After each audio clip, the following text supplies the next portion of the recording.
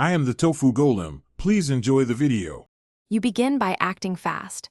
Choose the 3 apps stealing most of your attention, then set a 30 to 60-minute daily target for non-essential use. Once done, put your phone in a dedicated spot, out of reach, when you need focus. This physical barrier reduces impulse checking. Make sure to enable basic limits in settings or use a simple app timer so the change is enforced, and explain the rule to anyone who shares your space so interruptions don't sabotage your start. You now shift to habit work. Replace one 15 to 30-minute phone session with a specific activity, walk, read, or prep a meal, so you're not filling time with the device. Once you pick replacements, turn on grayscale and batch notifications.